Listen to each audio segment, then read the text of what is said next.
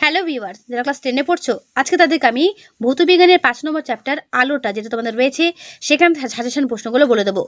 ভিডিওটা একটু বড় হবে কারণ আলোর অনেকগুলো পার্ট রয়েছে, তোমরা দেখতে পাচ্ছ 5.1 থেকে 5.5 দেখতে পাচ্ছ অনেকগুলো পার্ট রয়েছে। তাই প্রত্যেকটা পার্টের প্রশ্ন দেখাতে গেলে তোমাদের কিন্তু ভিডিওটা একটু বড় হবে। তাই আমি একটা ভিডিও তোমাদের প্রত্যেকটা প্রশ্ন কিন্তু দিয়ে দেবো। তাই তোমরা কিন্তু ধৈর্য সহকারে প্রথম থেকে শেষ পর্যন্ত ভিডিওটা দেখে নিও এবং প্রশ্নগুলো ভালো করে খাতায় নোট করে রেখো। তো চলো শুরু করছি। আলো চ্যাপ্টারের প্রথম পয়েন্ট, গোলীয় দর্পণে আলোর প্রতিফলন। তো এখান থেকে তোমরা কি কি প্রশ্ন করবে দেখে নাও। উত্তরগুলো আমি আর পড়বো না, জাস্ট উত্তর তোমরা দেখে নেবে। উত্তর সমেত তোমাদেরকে আমি দেখিয়ে দেবো, শুধু প্রশ্নগুলো ভালো করে দেখে নাও। আলোর প্রতিফলন কাকে বলে করবে।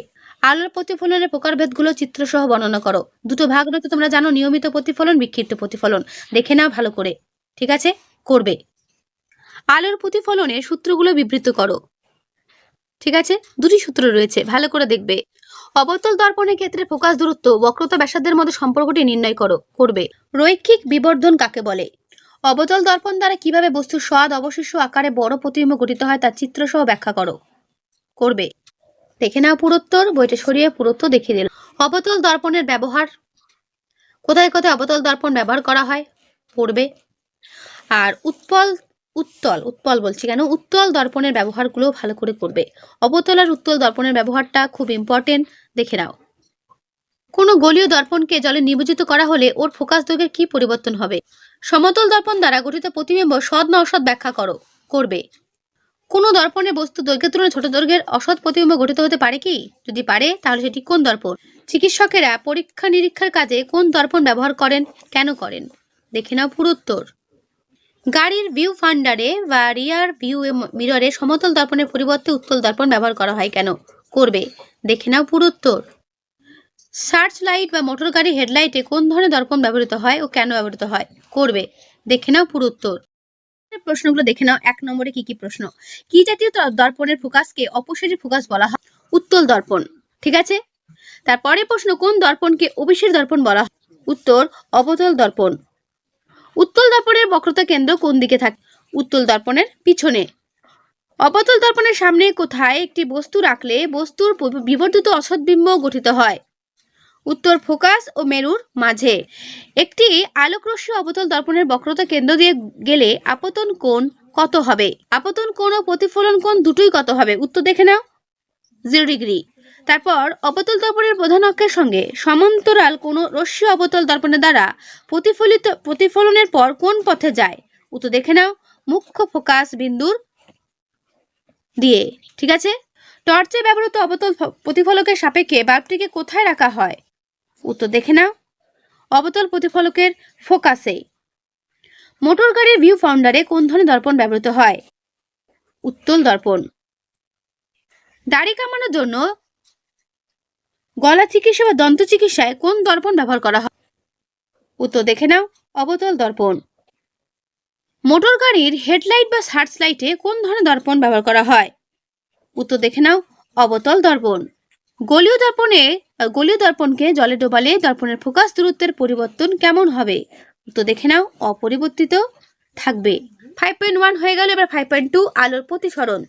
আলোর প্রতিসরণের প্রথম প্রশ্ন, আলোর প্রতিসরণ কাকে বলে উপযুক্ত চিত্রের সাহায্যে বর্ণনা করো। বা চিত্র ছাড়াও আলোর প্রতিসরণ সংজ্ঞাটা ভালো করে পড়ে রাখবে, ঠিক আছে। প্রতিসরণের সূত্র দুটো বিবৃত করো, ঠিক আছে, দেখে নাও দুটো সূত্র। প্রতিসরণের দ্বিতীয় সূত্রের গাণিতিক রূপটি লেখো, দেখে নাও ভালো করে। প্রতিসরাঙ্ক কাকে বলে এর একক ও মাত্রিক সংকেত লেখো, দেখে নাও। আপেক্ষিক ও পরম প্রতিসরাঙ্কের সংজ্ঞা দাও। প্রতিসরাঙ্কের মান কোন কোন বিষয়ের উপর নির্ভর করে লেখো, দেখে নাও পুরোত্তর। প্রতিসরণের ফলে আলো তরঙ্গদৈর্ঘ্য ও কম্পাঙ্ক কিভাবে পরিবর্তিত হয় করবে, দেখে নাও পুরোত্তর। প্রমাণ করো যে সমান্তরাল কাচফলকে আলোর প্রতিসরণের ফলে আপতিত রশ্মি এবং নির্গত সর্বদাই পরস্পর সমান্তরাল হয়। সমান্তরাল কাচফলকে প্রতিসরণের ক্ষেত্রে পার্শ্ব সরণের সংজ্ঞা দাও ও চিত্রের সাহায্যে চিহ্নিতকরণ করো। আলোর অভ্যন্তরীণ পূর্ণ প্রতিফলন কাকে বলে করবে। প্রিজম দ্বারা প্রতিসরণের ক্ষেত্রে আলোক রশ্মির চ্যুতি বা চ্যুতিকোণ কাকে বলে। দেখা হচ্ছে চ্যুতিকোণের মান এত যেখানে চিহ্নগুলো প্রচলিত অর্থযুক্ত, দেখে নাও পুরোত্তর। এর পরে প্রশ্ন, প্রিজমের ন্যূনতম চ্যুতিকোণের শর্ত নির্ণয় করবে। কাচের পরম প্রতিসরাঙ্ক লাল ও সবুজ বর্ণের আলোর জন্য সমান হয় না কেন করবে। শূন্য মাধ্যমে আলোর প্রতিসরণ হয় না কেন করবে। আলোর প্রতিসরণে স্নেলের সূত্র প্রযোজ্য হয় না কেন? করবে। ঠিক আছে, অনুরূপ প্রশ্ন দেখে নাও ভালো করে। দেখাও যে লম্ব আপতনের ক্ষেত্রে আলোর প্রতিসরণ হয় না। ঠিক আছে, এর ক্ষেত্রেও কিন্তু একই উত্তর হবে। ওকে, কোন শর্তে প্রতিসরণের জন্য চ্যুতি সর্বনিম্ন ও কোন শর্তে তার সর্বোচ্চ হয়? করবে। কি অবস্থা অবলম্বন করলে আলো থাকলেও কোনো বস্তুকে দেখা যাবে না? অথবা গ্লিসারিনের মধ্যে কাচদণ্ড ডোবালে কাচদণ্ডটি আর দেখা যায় না কেন? রাতের আকাশে নক্ষত্ররা ঝিকমিক করে কেন? করবে। আলোর প্রতিফলন ও প্রতিসরণের মধ্যে পার্থক্য দেখে নাও ভালো করে। এখান থেকে কিছু অঙ্ক তোমাদের আসতে পারে, তাই এই অঙ্কটা ভালো করে দেখবে। ঠিক আছে, এই পর্যন্ত পুরো উত্তর শেষ হলো। এর পরের চ্যাপ্টার পরের পার্ট আর কি 5.3 লেন্স। দেখো লেন্স থেকে কি করবে। উত্তর লেন্সের আলোক কেন্দ্র বলতে কি বোঝায়? করবে। দেখে নাও পুরো উত্তর। এই সমস্ত উত্তর তোমাদের টেক্সট বুক থেকেও পেয়ে যেতে পারো, তাই চিন্তার কোনো কারণে যেখান থেকে খুশি উত্তরগুলো করে নিলেই হবে। ঠিক আছে, অনুরূপ প্রশ্ন এরকম হতে পারে কিন্তু উত্তর একই হবে। উত্তর লেন্সের সাপেক্ষে বস্তুকে কোথায় রাখলে বস্তুর সমান প্রতিবিম্ব পাওয়া যাবে তার চিত্র অঙ্কন করে দেখাও। ঠিক আছে, এখানে 3টে প্রশ্ন অথবা অথবা দিয়ে দেওয়া রয়েছে। 3টে প্রশ্ন কিন্তু খুব গুরুত্বপূর্ণ, উত্তরটা দেখে নাও ভালো করে। বইটি সরে তোমাদের পুরো উত্তরটা আমি দেখিয়ে দিচ্ছি। দেখে নাও পুরো উত্তর। দেখে নিলে ভালো করে দেখে নাও। লেন্সের ক্ষমতা কাকে বলে? এর একক কি? করবে। এর পরের প্রশ্ন, দীর্ঘ দৃষ্টি ত্রুটি বা হাইপারমেট্রোপিয়া কি? ইম্পর্টেন্ট প্রশ্ন, করবে। দেখে নাও পুরো উত্তর। তারপরের প্রশ্ন, দীর্ঘ দৃষ্টি ত্রুটির কারণ বা প্রয়োজনীয় রশ্মিচিত্র সহযোগে দীর্ঘ দৃষ্টি ত্রুটি বা হাইপারমেট্রোপিয়ার কারণ ও প্রতিকারের উপায় বর্ণনা করো। হ্রস্ব দৃষ্টি ত্রুটি বা মায়োপিয়ার কারণ কি এবং এবার এর প্রতিকার আলোচনা করো। উত্তর লেন্স ও অবতল লেন্সের পার্থক্যটা করে রাখ। এই অঙ্কটা ভালো করে করবে। লেন্স থেকে দেওয়া দাগানো শর্ট কোয়েশ্চেন গুলো প্রত্যেকটা ভালো করে দেখে নাও, ভিডিওটা পজ করে এগুলো করবে। ঠিক আছে, এগুলো আমি পড়ছি না, দেখে নাও পুরো উত্তর। যেই কটা প্রশ্ন দাগানো দেখতে পাচ্ছ সেই কটাই ভালো করে করবে, দাগানো বাদ দিয়ে বাকিগুলো করার দরকার নেই। ঠিক আছে, ভালো করে দেখে নাও কি কি প্রশ্ন এখানে দাগানো রয়েছে। শর্ট কোয়েশ্চেন জন্য কিন্তু এগুলি লেন্স থেকে করবে। ওকে, দেখে নাও ভালো করে দেখে নাও। এই শর্ট কোয়েশ্চেন গুলো ভালো করে করবে। লেন্স থেকে তোমাদের কিন্তু শর্ট কোয়েশ্চেন থাকবে, তাই ভালো করে দেখে নাও। আলো চ্যাপ্টারটা খুবই গুরুত্বপূর্ণ একটা চ্যাপ্টার, এখানে অনেক প্রশ্ন তোমাদের কিন্তু কম বেশি পড়তে হবে, কিন্তু যেগুলো আমি দিচ্ছি সেগুলি ভালো করে পড়ে যাও, পরীক্ষাতে দেখবে এর মধ্যেই কমন পেয়ে যাবে। একটু বেশি প্রশ্ন হলেও কিন্তু প্রশ্নগুলো ভালো করে দেখে যেও। ঠিক আছে, এর পরের পার্ট আলোর বিচ্ছুরণ। আলোর বিচ্ছুরণ থেকে কি করবে দেখে নাও। প্রথমে করবে আলোর বিচ্ছুরণ কাকে বলে, সংজ্ঞাটা ভালো করে দেখবে। প্রিজমের সাহায্যে সাদা আলোর বিচ্ছুরণ চিত্রসহ দেখাও, করে রাখবে। বর্ণালী কাকে বলে, বর্ণালীর উপাদানগুলো লেখো। বেনিয়া সহকলা কি নির্দেশ করে? শুদ্ধ ও অশুদ্ধ বর্ণালী কাকে বলে, সংজ্ঞাটা ভালো করে দেখবে। রামধনু সৃষ্টি হওয়ার যে শর্ত সেটা ভালো করে করবে। ঠিক আছে, অথবা কি কারণে আকাশে রামধনু গঠিত হয় ব্যাখ্যা করো, করবে।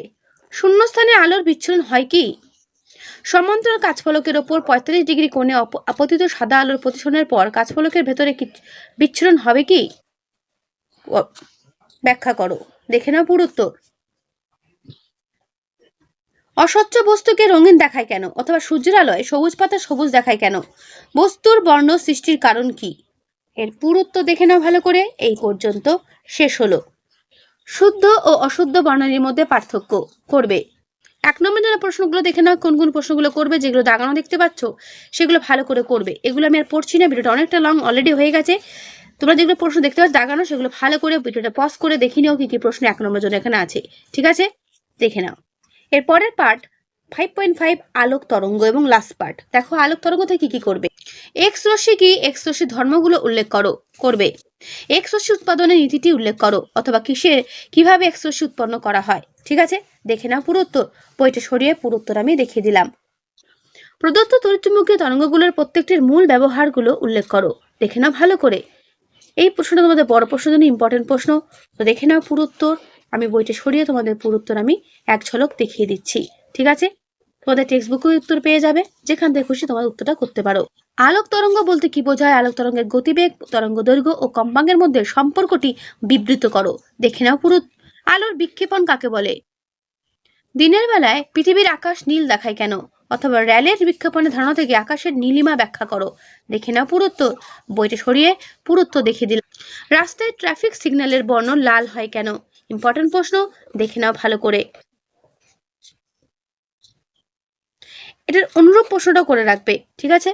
এখান থেকে 1 নম্বরের জন্য যেগুলো দাগানো দেখতে পাচ্ছ সেই প্রশ্নগুলো করবে, উত্তর সময় তোমাদের সামনে তুলে ধরছি, ভালো করে দেখে নেবে কি কি করবে, ঠিক আছে? দাগানোগুলো ভালো করে করবে, দাগানো ছাড়াগুলো না করলেও অসুবিধে নেই, দাগানোগুলো ভালো করে দেখে নাও, ঠিক আছে? তো এই হলো তোমাদের পুরো আলো থেকে সাজেশন প্রশ্ন যেগুলো আমি দিলাম, প্রত্যেকটা প্রশ্ন ইম্পর্টেন্ট প্রশ্ন, এগুলো তোমরা কিন্তু খুব ভালো করে পড়বে, ঠিক আছে? খুব ভালো করে পড়বে, এর মধ্যেই পরীক্ষাতে কমন পেয়ে যাবে, এটুকু বলতে পারি, এর বাইরে কোনো কিছু হবে না, ওকে?